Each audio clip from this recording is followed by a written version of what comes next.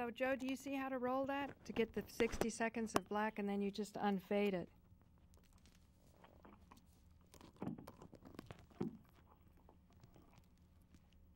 Is that good? Okay, great. You're at 110. Oh, this is Paula Gloria, and this show is called Farther Down the Rabbit Hole because we like to go into topics more deeply. I'm really very honored to have with us today from Canada, calling in, Christian Laurette. And Christian Laurette, welcome to the show. Thank you, Paula. What I wanted to go over with you was the nature of the hemp oil experience versus smoking. Now, when I went back to California, because I'm actually from Berkeley, California, I picked up this publication called the East Bay Express. And I used to be the owner of a wicker furniture store on San Pablo Avenue, and I used to advertise in this. Well, in this day and age, on the back, I found several ads, and I've actually placed calls to these places. And they're all dispensaries for medical marijuana. And we'll be hearing more about them. I don't know if you're feeling ambitious in the control room. There's a place called HarborsideHealthCenter.com. And Harborside Health Center is starting to kind of see over the horizon. Oh, that's an interesting one, actually.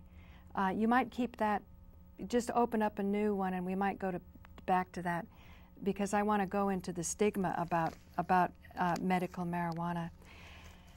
But anyway, it seems as though the problem, Christian, from having been introduced to this through Run from the Cure, and I'm not even sure how I found it, we don't need just ounces for recreational smoking. We really need pounds so we can create oil. Can you elaborate on that? Well, yes, I can. The effects of smoking cannabis, marijuana, hemp, whatever you want to call it, is nothing like using hemp oil with vaporizing or ingesting it. The difference between the two is, I mean, it's just astronomical. I have experienced smoking marijuana. I did it when I was a teenager. I will do it occasionally here and there for relaxation, for sleep even. But when you take marijuana in that way, well, first of all, you're burning most of it. You're blowing it into the air. You're destroying it through I guess, combusting the material to the point where most of it is rendered useless. When you ingest hemp oil, you're taking the pure extract of that plant, you're putting it directly in your body in such high concentrated forms that I would say the subjective effect of ingesting hemp oil versus smoking marijuana it is so different of a subjective effect. For instance, Rick Simpson recommends that when people start taking a hemp oil regime, that they start off very, very small doses at first. Usually the dosage go about 3 times a day. If you start out, even with a cancer treatment, you would want to take about a piece of hemp oil or a squirt of hemp oil, like one of the tubes that you see on the video, if you happen to have a tube. Those are just oral syringes for taking medicine. About half the size piece of long grain rice start off 3 times a day. Christian, just because there's the call is woo-wooing a little bit, let me describe my understanding, because I've been reading the literature that you sent, and it's really fascinating, and I've been sending it around to people who kind of thought they knew what medical marijuana was about. And this oil discovery means that everything you thought you knew about it, there's much more to it. You start off with half a grain of rice. And you also described to me so well, I wanted to print it out, but I wasn't able to before the show, your email to me when I asked you to describe what an overdose was. And you said that overdose isn't even the right word, because when you hear that a rock star overdosed on some drug, it usually means that he died. An overdose with hemp oil is never lethal. And the worst thing that can happen, your description was that at first it was, you were laughing, and it was feeling like that G-force, like an airplane that's doing tricks. But then it turned to anxiety when you realized you couldn't lift your head from the pillow. And that is something that if people weren't educated, you thought that recreational smokers might be more acclimated to this type of experience so they could kind of fall into it. Because I really didn't understand until you sent that the 60 grams that you get from 1 pound of really dry hemp that you've rendered into oil through the solvent, taking off the THC and then blowing that away, that solvent is removed, and what's left is the THC. So those 60 grams of THC, if it can be ingested over a period of 3 months, you're less likely to have this experience that you call a body stone, where the head can't lift up from the pillow, which might panic people. If you're able to take it gradually, increase your dosage gradually, yes, you can avoid feeling for the most part that causes the feeling that you've taken too much. Now, can you describe to me, I know you had scoliosis, which is something I have also. You know, I had 2 metal rods put in my back, and then when I learned how to meditate, they were put in my back when I was 14. And when I learned how to meditate at 21, the rods were removed because I went to my orthopedic surgeon and I said, my spine is so relaxed now that it's starting to straighten up. That, at least that was my impression. Well, whatever it was starting to do, the rods were in the way. So he, against his advice, which was to stop meditating, he removed the rods when I was 21. And then by the time I was 30, I ran into the Alexander technique. Now, I'm hoping on future shows to get my Alexander technique teacher here and to have you back as a guest so we can go much more meticulously into the actual experience of what's happening subjectively on the level of the mind. I also hope to get Jane Goldberg, who's a psychoanalyst who, you know, analyzes thoughts and feelings, so that we can understand how you sync up the mind so that the body comes along. Now, when you said 60 grams could be taken over a period of 3 months, that was sort of stretching it out, but that ambitious people could finish the dose of 60 grams in 2 months if they could stand this body stone or mitigate it, that you wanted to get a lot of the hemp oil into your body to get rid of the cancer. It actually was a quantity thing. Can you elaborate on that? Well, what I can tell you about taking the 60 grams is through Rick's experience and through people who have been taking hemp oil throughout the world, who've seen the documentary, made their own hemp oil and reported back to us, the general consensus is that 60 grams seems to do the trick for most people. Now, I'll give a little correction there. We've had people actually take the 60-gram treatment in 1 month and actually had terminal cancers cured in 1 month. But everybody has a different tolerance to this medicine. I might be able to take it, if I had a cancer treatment that I wanted to ingest, I might be able to take it in a month. Whereas Paula, where you have never smoked marijuana, you might not be able to take it as quickly as I can. Your body might not be ready for that. If your body's not ready to have those amounts, or if you don't have any tolerance to it whatsoever, you are more likely to get the feeling of high, more so than I am. Uh-huh. So you would say that a pot smoker would acclimate quicker?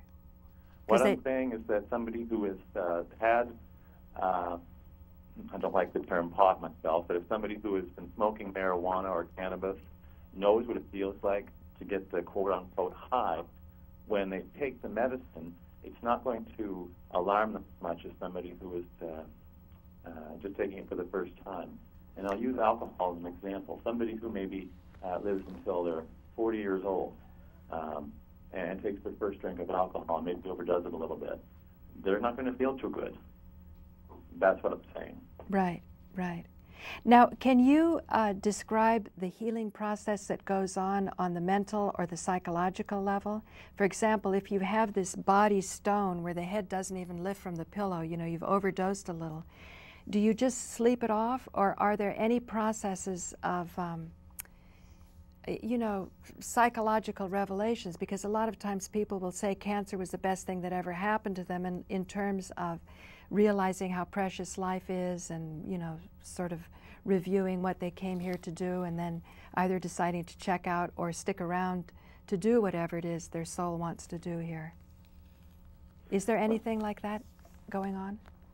Well, for me, the times that I've taken hemp oil for my pain, my scoliosis pain, and I can tell you, scoliosis, I would say, is gone. In fact, I still sit crooked, but the pain is not there.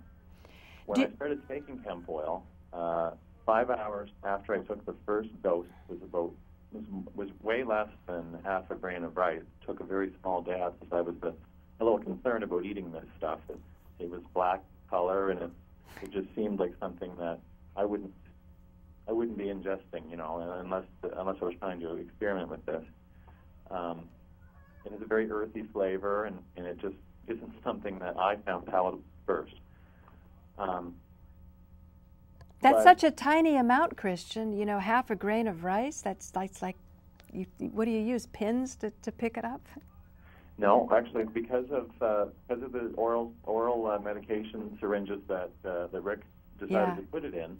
Now, originally he had it in baby food jars and was digging it out with popsicle sticks, which proved to be quite messy. It's very hard to clean up hemp oil because it's not water soluble. You can't wash it off of clothes. It has to be taken out with isopropyl alcohol, with a solvent or something that you use to make it in the first place. Right. And that works marvelously. But as far as the psychological aspect of taking hemp oil, first of all, after taking those little minute amounts, the first time I took it, it took 5 hours for you to notice that the pain was gone. But then I maintained that pain-free body for, I would say, the next 7 to 8 months. And I wasn't taking hemp oil in a megadose fashion. Like people who have cancer need to take that 60 grams quickly because the cancer is killing their body. Now, the pain was killing my body, although it certainly felt like at the time. I found that taking smaller amounts over a longer period of time was more beneficial to me because I could still function during the day. Right. Another aspect of it psychologically, when you mentioned having my head on the pillow and not being able to lift it, I'm telling you, Paula, this medicine, if it's not respected and not used properly, there's enough power in this medicine to drop a water buffalo. I'm sure you could probably, if you gave it to a water buffalo, that water buffalo probably in a couple of hours would be very much asleep. Well, speaking of the water buffalo, I picked up this, it's called the Berkeley Science Review. You might want to come in on this a little bit. And at the Berkeley Science Review, it's starting to study science things. And it had one article called A Natural High, Harnessing the Brain's Own Drugs. And I was hoping that Carl could be here because it starts off talking about the 60s and how cannabis was part of that, and then saying how they're doing more research on the cannabinoids. It says, cannabis as a medicinal plant is reportedly, it dates back to prehistoric times. Listen to this. It goes, but the possession and use remains illegal in most of the world. So because of that, everyone's scratching their head what to do to make the society function, which seems to be having all these moneyed avenues in terms of, research and so on.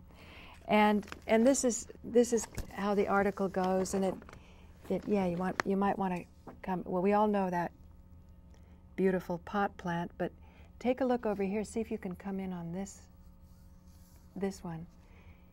Maybe we can't focus it that tightly, but it's all the scientific jargon of all the different parts of the cannabis plant that they're discovering, and it seems as though cannabinoids. Can you explain that THC is just one of 60 Christian ingredients? Well, okay. As far as ingredients, I would say that would be something that you would add to a recipe. These are things that are actually on the plant themselves. They are natural elements. THC is one of 60 one of over 60 cannabinoids that are found when the plant matures. When the female marijuana hemp plant matures, this medicine looks like frost on the plant, which we show on Run from the Cure. THC is actually abbreviation for tetrahydrocannabinol, which is one of the cannabinoids. Cannabidiol is another. It has been found to stop and arrest aggressive breast cancers. There are several other cannabinoids, and a lot of them start with the prefix cannab, but basically all of them are different. They're responsible for different responses in the body. A good source of information for that would be to look up, even on Google, I would say, look up cannabinoids and human responses to cannabinoids.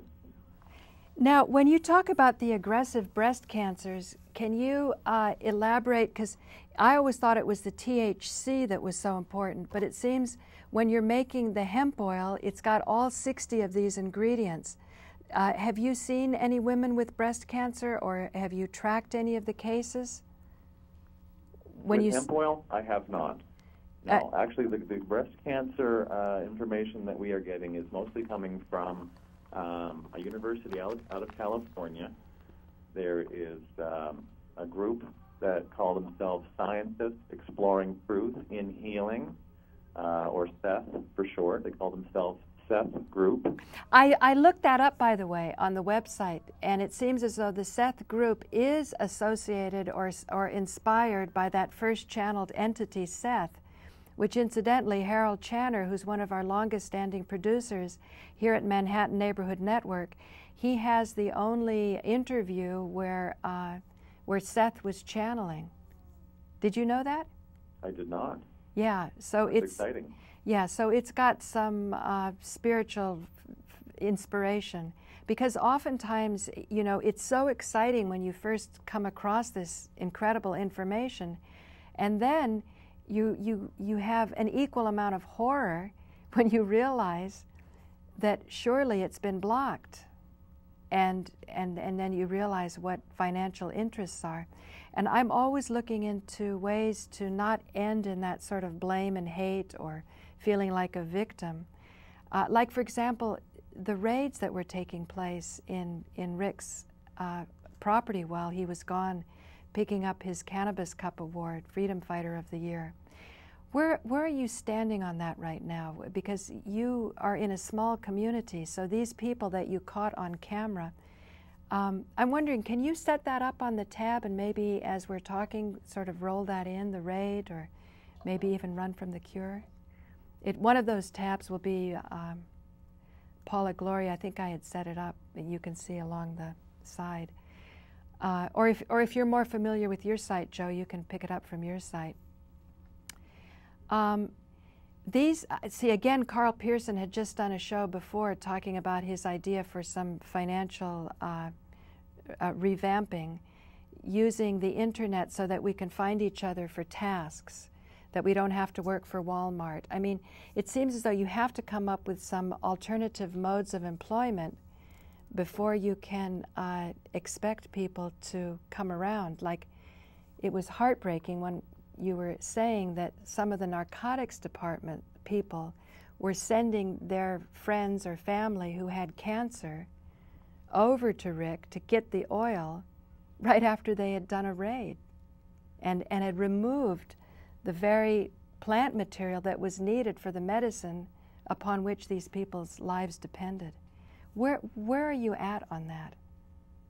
Well, that was actually after the raids that happened in 2005 and 2006. Our CMP officers had raided Rick's home. He had 1,100 marijuana plants in the backyard at one time, and I think 1,400 the next time. Of course, those plants were all going to be processed into hemp oil and given to people who needed them, people with cancer. There were people waiting for the medicine. Wow. Out of 1,400 plants, you can imagine just how much medicine would have been deprived from these people.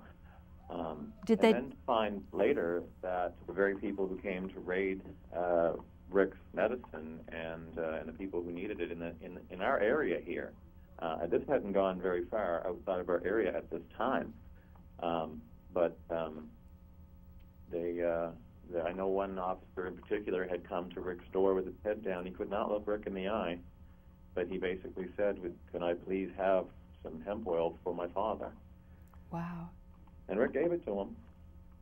Now, I would love to have his father on the show. I mean, I think that these are the challenges that, as we go through our human existence, it's not about whether we're lucky enough to get a cure when we have cancer, but that how we're conducting ourselves in each moment that we have with whatever health or illness that we have. In other words, what kind of moral dilemma are people facing, and then how do we work together to help them overcome it? I keep thinking when I look at those officers raiding the house, I don't know if we've got that roll-in set up yet for the raid, but it's, you keep thinking if you saw them in the street or in the supermarket the next day, how is this going to affect their standing in the community when so much of the community has benefited by the hemp oil? They're not having cancer anymore, for example.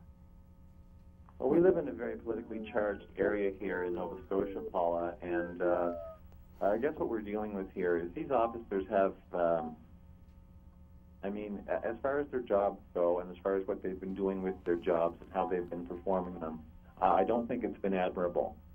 As humans, as individuals, I really wouldn't care to say one way or the other. I haven't encountered any of them in that situation. But as far as officers of the law, if they are willing to uphold the law with fairness and not cover up their mistakes, if they make mistakes and they're honest about them and are open to the public about answering to what they have done, that would be one issue. But we're dealing with something that is the total opposite. They have been caught doing things that they have denied, and in this case, we have it on tape. I understand they didn't have a warrant, or if they did, they didn't show it to Rick's son. They they did actually have a warrant. They just didn't want to provide it, and there's some sketchy details about that warrant actually that I can't actually talk about. Well, my understanding was that it was a land grant, so it was a country within a country. Well, and they didn't provide business cards. Anyway, it was a rather terrifying experience. And they also tore out the cameras, and one of them was able to catch it. So it's really, really a big problem. I'm sure the judges who handed the warrants or whatever, I think secretly people must be really delighted that at least they know what to do because they've got this knowledge. Now the thing is how are people in positions of power responsible to the rest of society to bring them along, or are we going to just sort of cut them out or throw them into our prison systems to fuel our economy along? Like I know Joe in the control room, he loves science, and this article in this Berkeley Science Review, it starts off by saying this plant has been known to have beneficial effects for a long time, and yet it's illegal in all these countries. It seems as though this isn't a scientific argument, this is a legal argument. So there you are, speaking at Rick's house, right, where they broke in? Oh, I am on the screen, yes. Right, you can't see this, excuse me. And this is showing all of the shots of how you posted that the cameras were there, so that they can't claim that they didn't know that they were being recorded. I guess they thought they weren't being recorded because they ripped out the cameras. But they left the signs, though. Oh, they left the signs up. So here you're coming in the same place that must have been cleaned up after the raid. He said it was rather sickening how they trashed the place. Actually, it hasn't been cleaned at all. When I went in there, it was actually just a few days ago. The first thing I noticed when I walked in was that the door frames were completely smashed, just without regard. It appeared that at least three doors were smashed beyond reasonable repair. There's going to have to be some major work done to get those repaired. There was a camera outside of the house where they entered the property.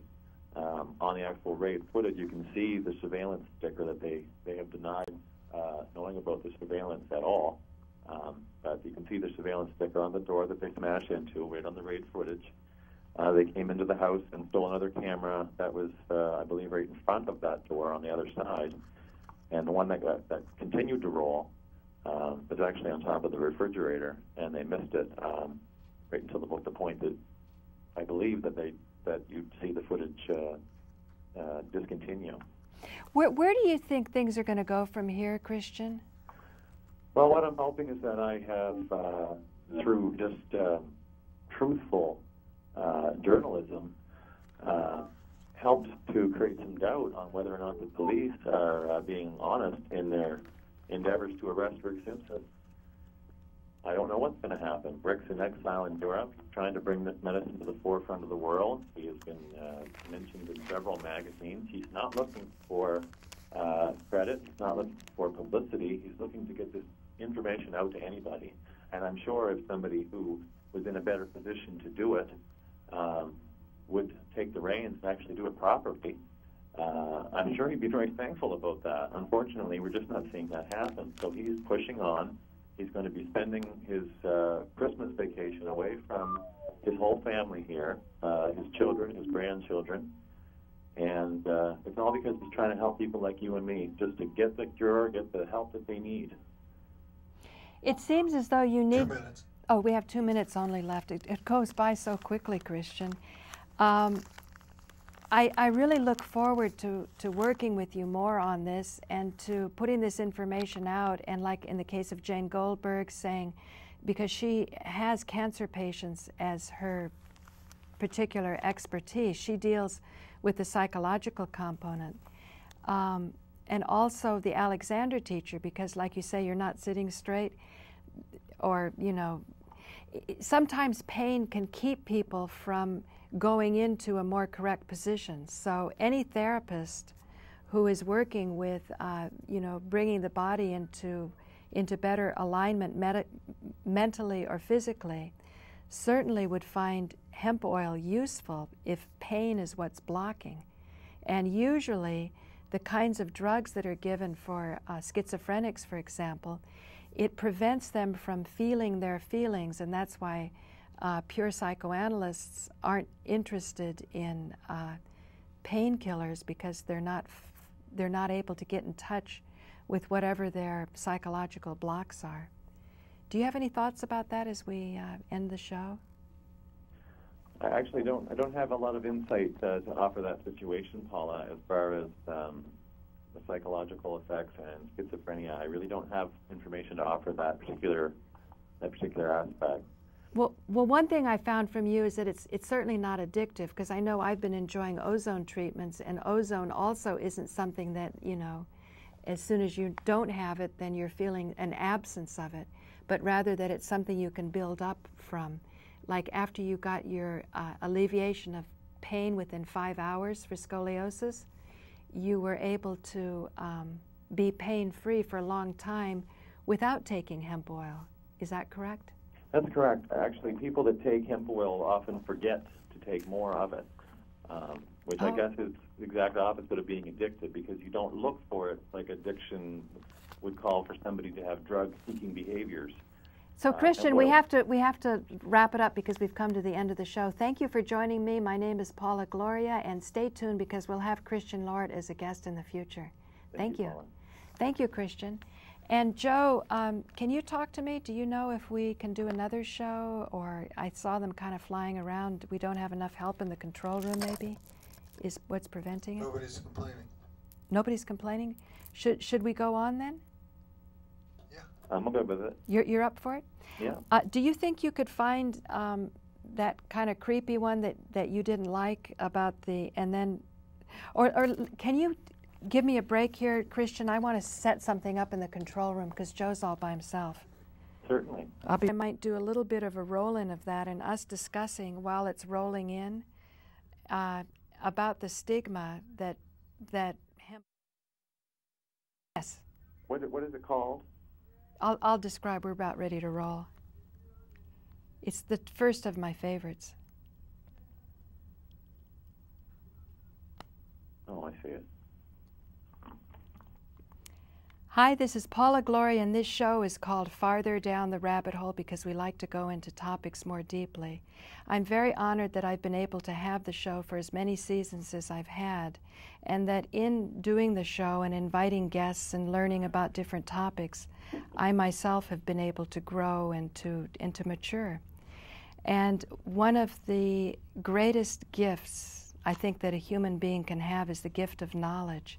But after you achieve some level of knowledge, the next step is knowing what to do with it, which in my case I'm fortunate enough in that I have a YouTube account, I have an audience on Manhattan Neighborhood Network, so with vim and vigor I can share whatever I learned, and then I can be available for feedback. I can be corrected or I can be expanded. So today we have with us Christian Laurette, and Christian, I'm really delighted to have you on the show. Thank you for joining us. Thank you. Trying to get my watch here to go. Christian Laurette is the producer of the runaway internet success documentary called Run from the Cure. And what we have pictured right now is Christian in Rick Simpson's home. So, Christian, how would you like to proceed from last show? You know, where do you feel you want to connect more with people? Because I've realized, even when I had this information up on my site, until you sent me more information, I didn't understand as deeply what this experience of really the cure for cancer is about. Well, actually, Paula, I'd like to touch on something you said earlier to me today about how smoking hemp oil is a waste, something that Rick Simpson told me very early on.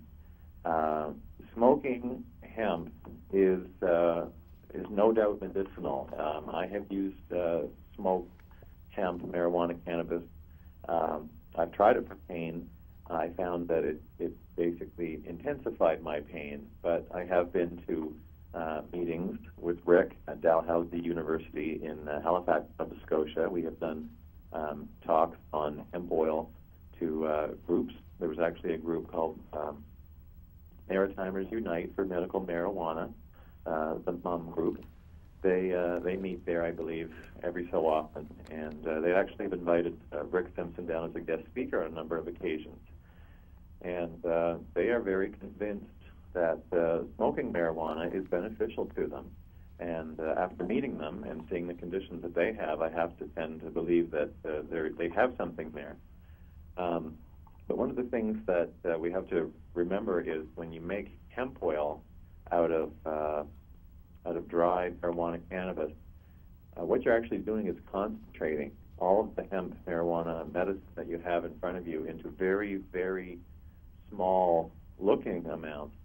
But the amount of medicine that you're getting in it is so concentrated that to burn it would be probably akin to lighting a campfire with a $100 bill.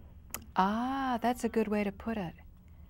Yes, because when I was reading over what you were sending to people who are very, terminally ill, it just brings tears to your eyes, because you realize so much of what you've lived in fear about, whether a person has cancer or not. I think everybody knows somebody who's got cancer and who's suffering so terribly. And so when you start to look at this, that's when the penny dropped. Because, see, I'm not a marijuana smoker, so I didn't have the same sensitivity I thought, it's a waste to smoke. It wasn't a big deal to me, but now I can see how precious this medicine is. Yes, if somebody were to smoke anything, and that's what I said on a show that I did with Joe Friendly. We talked about how what people normally assume hemp oil is a hash oil. Okay, let's, excuse me, Christian, can we do a roll-in of that kind of scary favorite one that I have? Do you see that one, that first? Well, if you roll that in, you can see you have to hit confirm that you're of a certain age. This is actually in broad daylight on YouTube. And do you see that one, Christian? I did. It looks like somebody's using a glass bong. Yeah. Can you roll that in, Joe? And then we can talk through it. There won't be any sound. I don't know if they just played music, but it looked as though there's quite an underground culture that sustains itself on a high. And you talk about the body stone using hemp oil with the healing process, which seems very different from this kind of stigma that we're all fearful of. And yet the one thing about it is it's got all this sort of glass apparatus for this, and then you see the dreadlocks and for a very sophisticated culture. And they are self-medicating, or they're achieving their, there it is. And you can roll that and you can see. I think this is what sort of spooks people. And now it astonishes me that this kind of thing can stay up on YouTube month after month, and yet something like your raid, which is definitely something that happened and you want the community to know about it so you can change the laws, that gets taken down in 6 days. Now, as we're looking at this video of him showing this glass container, you were saying that hash oil oftentimes is made and sold on the black market as sort of the remains of the leaves, and you're not going to get the medicinal effect that you need to cure cancer. Can you elaborate on that as we're looking at this scary video? Yes, I will. Pardon me. The hash oil that is sold on the black market, as you say, is most often what people are not smoking. If people are buying large amounts of cannabis or marijuana, or they're perhaps they're growing it for illegal sale, the leaves of the plant, some of them will get a lot of cannabinoids on them. They'll actually produce quite a bit of medicine, and in most cases, most of the leaves on the plant don't. So people take all of the leaves and they put it into a container, similar to what Rick did. Maybe Rick uses cannabis bud, doesn't use the leaves. Actually, he uses all of it, but most people will not use the bud, is what I guess I'm trying to say. Most people won't use the bud? It's too expensive to do it that way. I see. Okay, so there you go, ladies and gentlemen. That sort of scary stuff that we were just seeing is, do you think that what were they doing in that video? What it appears to me is they have an apparatus that is designed to smoke. It looks like marijuana or tobacco or something. And what they're doing is using a series of coils, and I'm not sure what they're doing with the coils. So what I'm seeing is most likely, if they have, if they're using oil or marijuana, I'm not certain. I would guess what they are doing is trying to get as much of the cannabinoids out of the product as they can by using leaves, like most people do when they produce their hemp oil or their hash oil. Now, the one thing about this is you have all that glass apparatus so that you don't have the kind of danger from, explosions when you make it in an open air situation. Because my understanding is that Rick had access to equipment that would allow him to distill and make the first hemp oil that he made, because he worked in a hospital. And so this other method where you're showing people how to do it themselves, you have to be sure that you blow off the fumes so you don't blow up, right? Exactly. Actually, Rick was using a still.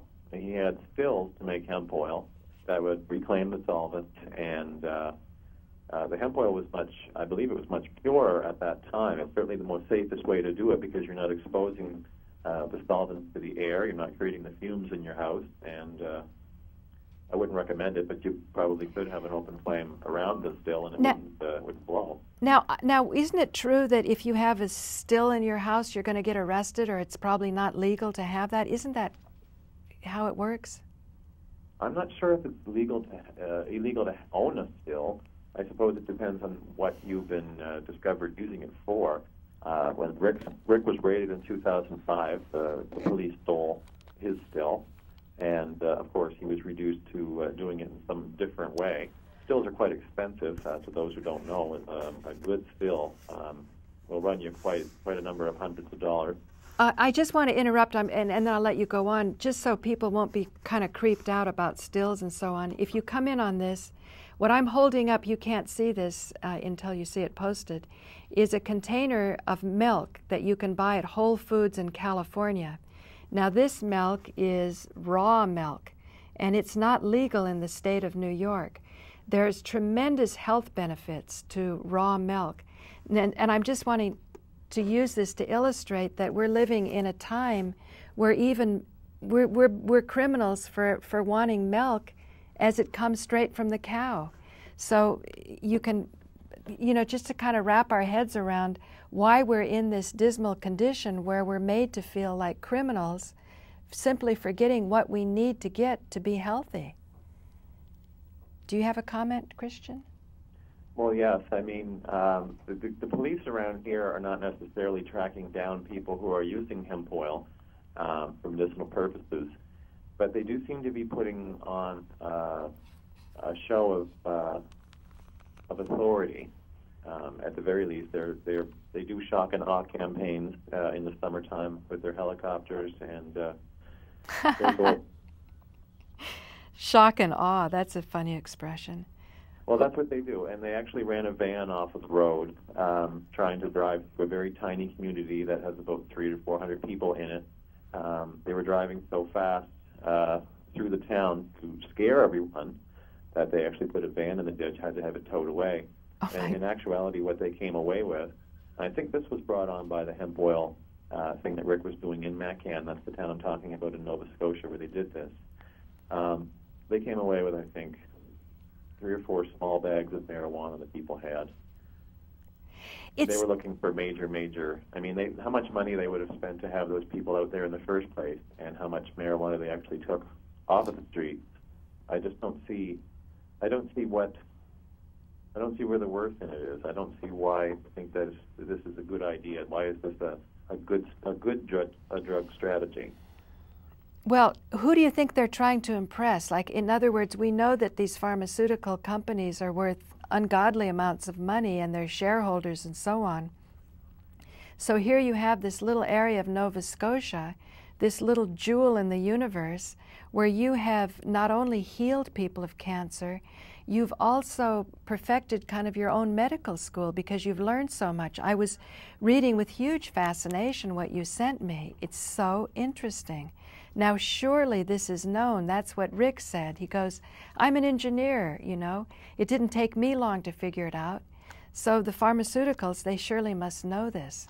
And that's where I get stumped, because Carl Pearson has these great ideas about how to, advance ideas for employment.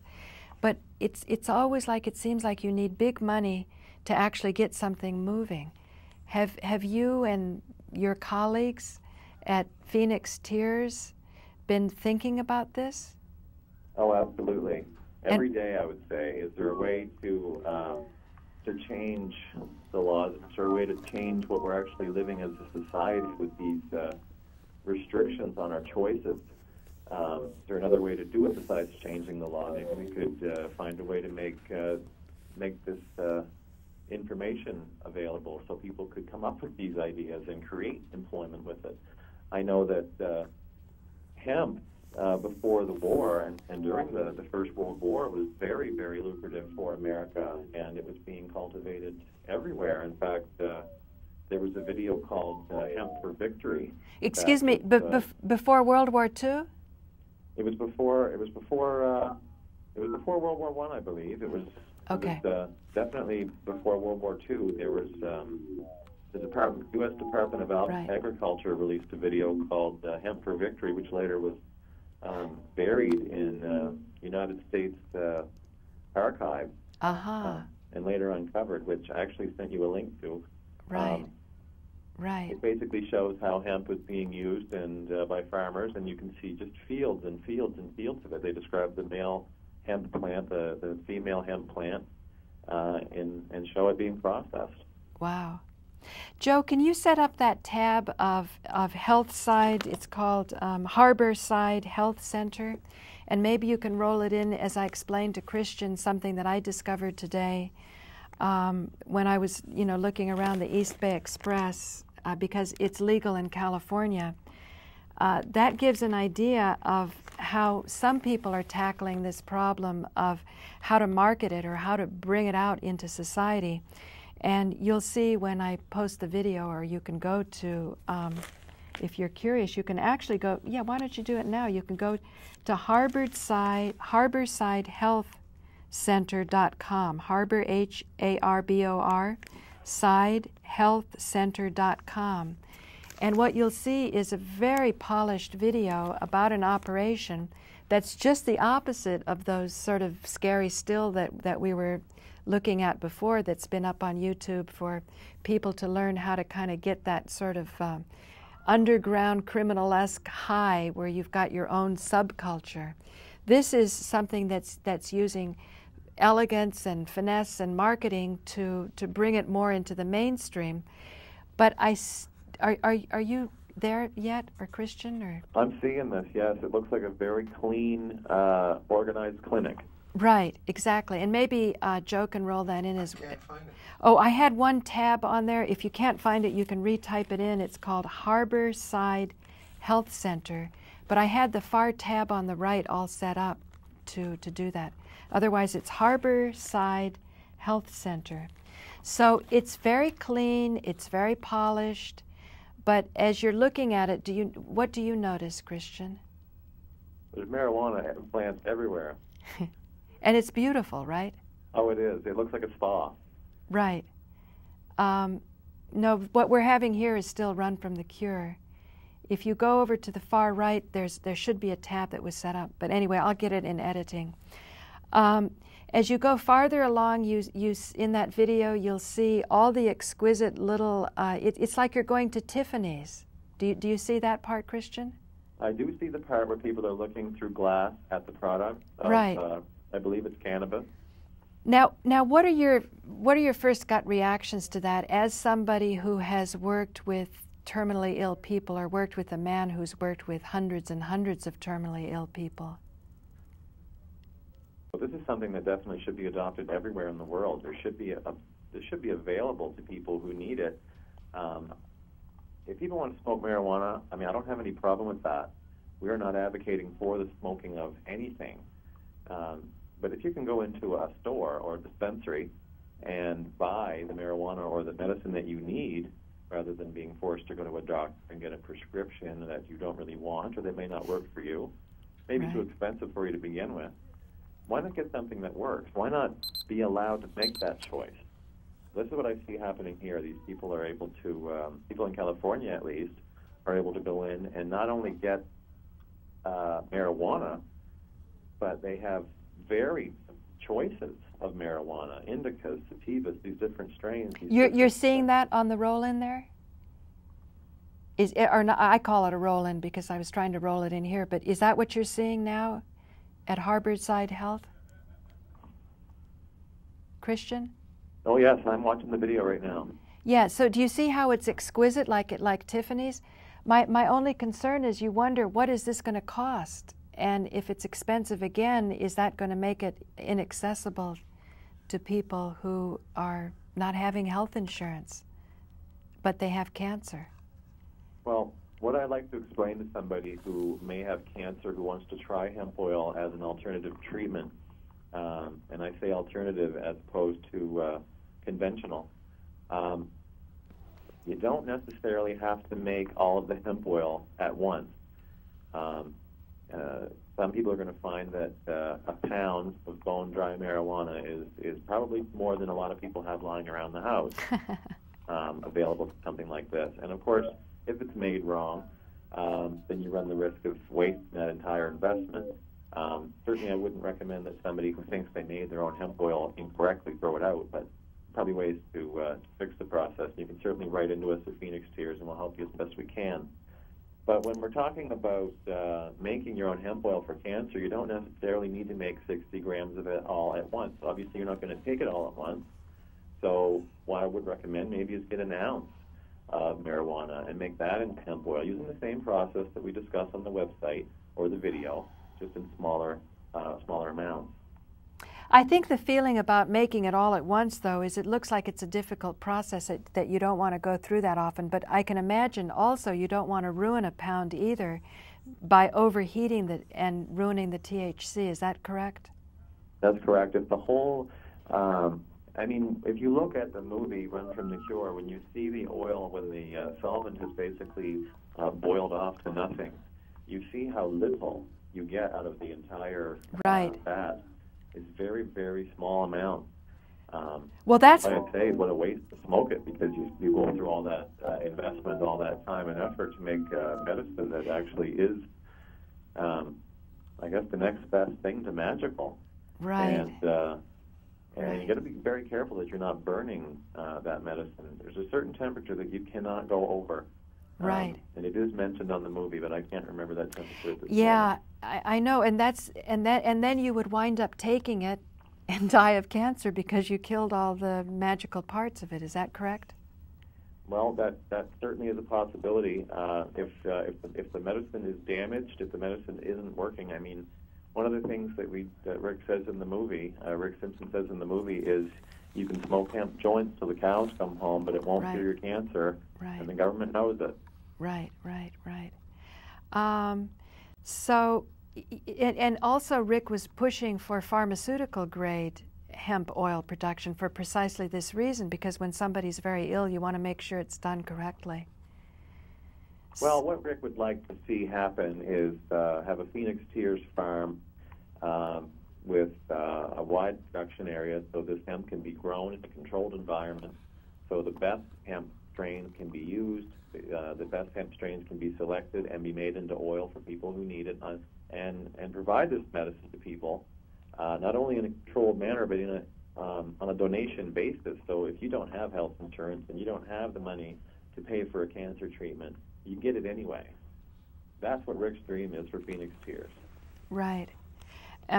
So then you have the quality control, right? Correct. Yeah. I just wanted... What's that? I was going to say, currently we don't have a quality control system.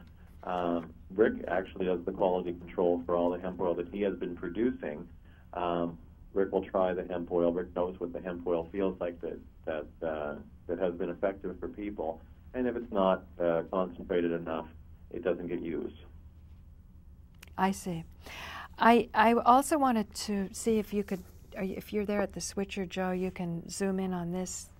This is a book I'm holding up by Dr. Tullio Simoncini, and he's an Italian oncologist, and it's called Cancer is a Fungus, A Revolution in Tumor Therapy. What I found interesting was you definitely know that you're on to something that works, but the question is, why is it working? And Simoncini started to realize he feels it's a fungus, and he has a lot of evidence for it. And he said he used what was handy as an anti-fungicide, which was baking soda. I'm sure that if he was able to pore over your findings, he would be very heartened, because he felt that if you could direct research to microbiology, and he explains why he thinks it's an infection of a fungus, versus the genetic theory, which says that the gene has gone out of control and it's just reproducing insanely. He said that doesn't make any more sense than your mouth, which has been eating food, you know, that's what you use it for, all of a sudden starts chewing on your hand.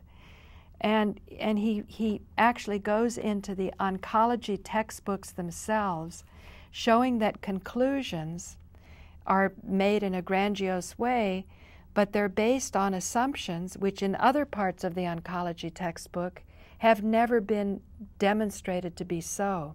So if you have premises that are simply in a hypothesis that hasn't been established, or, you know, just so many ifs and perhaps perhapses, it's not enough to be the foundation for a successful philosophy that can then cure cancer. But it seems as though what you've discovered up there in Nova Scotia is you've got all this hands-on experience, and Rick stumbled on this, and he was able to come up with a remedy that now is challenging the very foundations of how our society is put together. What exactly? You know, it seems to me the first step would be find those people that raided your house and see if you can get a discussion going with them. I would like to post this and to make this gesture to say we need to come together as human beings because we all share the same liver, the same heart, the same blood. You know, we're put together the same way. So why be working for some institution that somebody's going to be skimming this knowledge off at the top?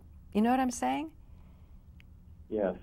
I don't have anything against the officers personally who are invading Rick's property and stealing from him. I don't know them to make those kind of judgments on them. And yes, they are human. And yes, they have been to Rick's property, and they have, at least one of them that I know of has asked Rick for hemp oil after he committed a raid. And I know that several others have sent patients or people who needed help who are getting it from the medical establishment here in Canada to Rick Simpson.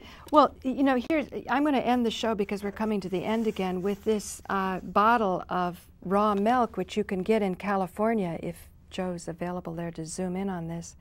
Whole Foods in California sells raw milk. You know, they've worked it out. Now, in upstate New York, it's a perfect place for private small dairies.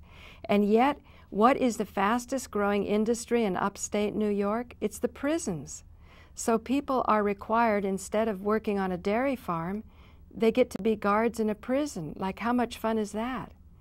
So I'm thinking if you could connect with these officers, if there's just one of them that comes forward and says, hey, make me a better deal, find me another job, some way to for him to pay his rent, for him to make his overhead match. And then I'll get Carl Pearson on such a show so that Carl's got these great ideas, but I want to help him to connect these great ideas to what the need really is. And we only have 30 seconds left. So, Christian, thank you once again for joining us farther down the rabbit hole. Thank you, Paula. It's always a pleasure. Yes, and I hope to have you again soon. So this is Paula Gloria, and this has been an episode with Christian Laurette, who is the producer of Run from the Cure. You can see it on my site, youtube.com/Paula Gloria in its totality, or go to Phoenix Tears, CA. Is that it? PhoenixTears.com or CA? It's .ca. Or you can actually download your own copy of the movie from PhoenixTearsMovie.com. Wonderful. Thanks, Christian. So I think we ran a little bit over, but I'll get that up on YouTube. Joe, do you have any comments? Or Christian, would you like to do more work yet? Anything we haven't covered? Or are you kind of... I'm good for now. I feel a little... Yeah. Getting a little late here. Okay. We definitely covered a lot. Do you have any last things to say, Joe, in the control room? I'd be more than happy to help you out again, though, for sure. Well, I like the look of the harbor place. It was a nice, clean, idealized place to sell marijuana. Okay. It looks like the dispensary that I saw. Somebody, a director from California, sent me up some dispensary footage from Venice, and it looks a lot like that place. Do you think maybe we could organize something where the profits that are made in such, beautiful places could go to help terminally ill people? Do you think maybe something like that might be a plan? Because I'm racking my brains to figure out how to get it welcomed as opposed to being raided, Well, maybe the people in California could set up some kind of a clinic situation where people could come in if they're not from a state that you can cure yourself legally. Show up in California, cure your cancer, and go home. I know, but the only problem is you're going to run, head on into machine gun fire when it comes to the pharmaceuticals. That's my concern. Could you, Christian, give a If little you more? want mainstream media, maybe yes, but you have to keep it quiet, I suppose. Yeah. It's not a good way to advertise.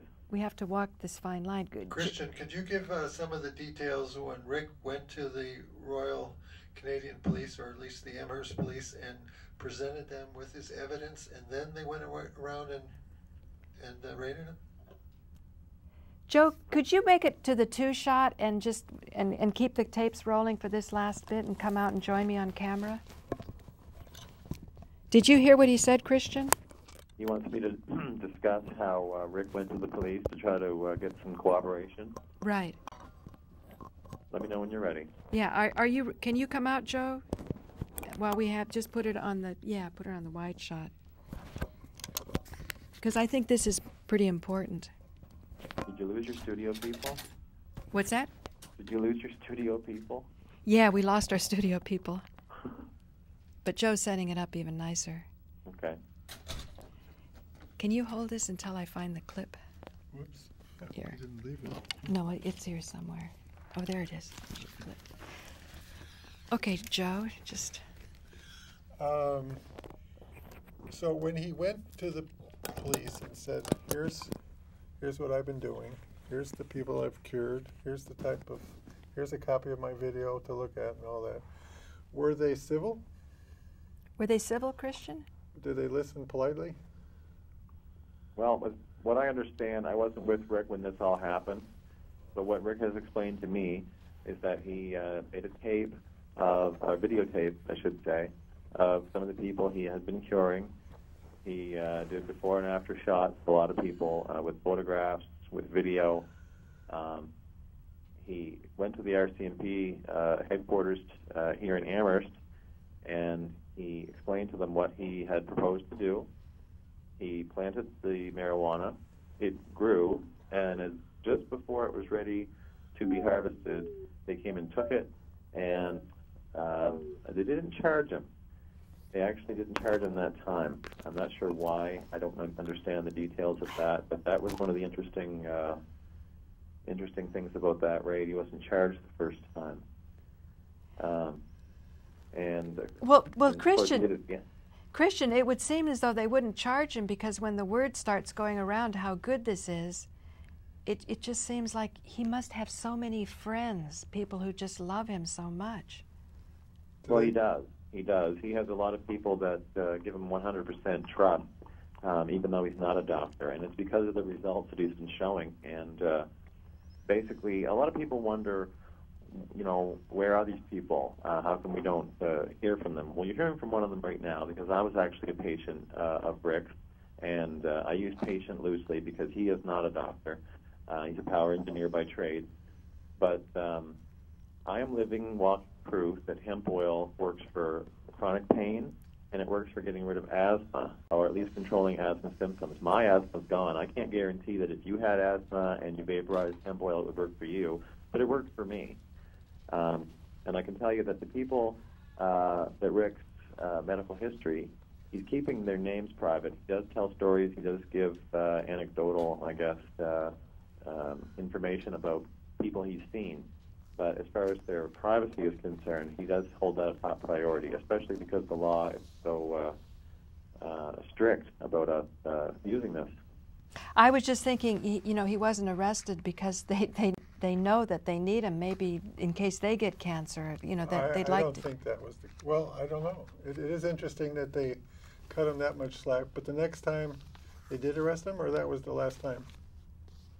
The last time that Rick was arrested was actually, it was when he was told he had been found guilty already of trafficking and possessing. This was after September 2007. He went back to court to be sentenced on his birthday on November 30th, 2007, and that's when he was arrested on the charge of allegedly giving somebody some hemp oil. And I guess somebody found out about it and made a phone call to police. So they hid in the back of the courtroom in plain clothes. And when the sentencing was delayed, they took him to the police station and he went to jail for 4 days. There's an expression that I learned when I first started my spiritual practice, and that is that the means collect around sattva, or that is purity and goodness, so that if his intention was pure, I mean, he wasn't intending to make a killing off of cancer cures, he was giving it away for free. And oftentimes today, people think, well, how can we make it financially successful? That was never his motivation. That's right. No, Rick's motivation is to make sure that people who need this medicine can have access to it, whether they have money or not. So now we need to clone his purity with sort of the practical people that are getting these beautiful... What do you think? Where's the next place to go? I wouldn't go for appealing to the money factor. No? I think just the evidence is that we have as you started out, a panacea. We really do have a panacea. If it does so many things, if it cures burn problems, skin cancer, lung cancer, brain cancer. Fibromyalgia pain, chronic pain. Right. Are you excited, since you've been a smoker, to experience the oil? And Am I excited? Well, I was asking Joe because now Joe's joined me on camera. Well, I've been trying to imagine what it will be like when marijuana is legal, and there were some dangers that I was concerned with, that marijuana is considered a hypnotic, and it makes people more vulnerable to the nastiness of advertising. It makes them more vulnerable, more suggestible. But here we have it more or less legalized now in Mexico. We have it pretty close to legalized in California, and these dangers haven't materialized. That apparently people cope pretty good with marijuana. They tend not to overdo it, which is a main thing that people were worried about. That people do not tend to take more and more, as the demonizers were suggesting. Right. That it's fairly easy to manage. It's really a mild drug. If I could elaborate on that, I'd appreciate it. Go ahead. I know that with my experience in my addictions counseling program that I was taking in college a number of years ago, I encountered the term lethal dose, and I believe the way that drugs are approved these days is they do something called a lethal, or an LD50, or a lethal dose 50, where if 15% of the people who take the medication don't die, it's good to go. I don't believe there is a lethal dose with cannabis. It would be like a truckload. I think the study that was done, actually the information that is available, at least to me in the course when I took it in 2004, was you would have to smoke somewhere in the area of 40,000 joints in under 1 minute in order to die from marijuana. Wow. I don't think, and everybody obviously knows that's not possible, and I think that was the point of that particular study, to show that the lethal dose is just astronomical. There's no way you could. I mean, now, in all fairness, I just told you that the cannabinoids that are in the hemp oil are super concentrated. I don't believe that the cannabinoids are toxic. In fact, the toxicity has been tested on these plants. I don't think anybody's come to any conclusion that has been accepted across the board that there's any toxicity to this plant whatsoever.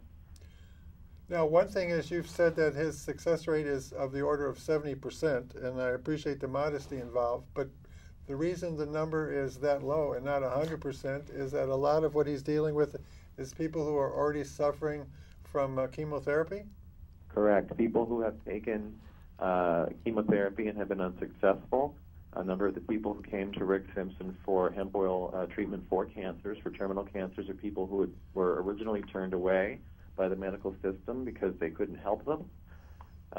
Chemotherapy that was making them too sick, or the doctor said, okay, this is going to kill you, so you have to stop it. Radiation therapy, people had radiation burns, really bad radiation burns on their bodies when they came to Rick. And what these treatments essentially do is destroy every vital organ in your body. They're not, and that's the difference. Like, that's the main difference between hemp oil and these other therapies. when you take hemp oil or marijuana or cannabis oil for a cancer, the medicine on the marijuana actually goes right to the cancer specifically. It goes through your body and it rejuvenates the cells that don't have the cancer, but the cancer cells will die. When you take chemotherapy, intention is that the medicine, or I don't even like to call it medicine, but the chemotherapy that goes through your body and it destroys these fast-growing cells quicker than the other cells. But the truth is, there's a good chance the chemotherapy and radiation are going to kill the good cells before it kills the bad ones. And people that don't have a lot of time or a lot of strength in their body, they just have a lesser chance of, I guess they have a lesser chance of survival because of the body damage. You need your body working in order for cannabis to work with it. I think we're pretty close to the end of the tape. Yeah, I know. Just one last thing. Christian, are you going to study any science? We've had people actually take the 60-gram treatment in 1 month and actually had terminal cancers cured in 1 month. But everybody has a different tolerance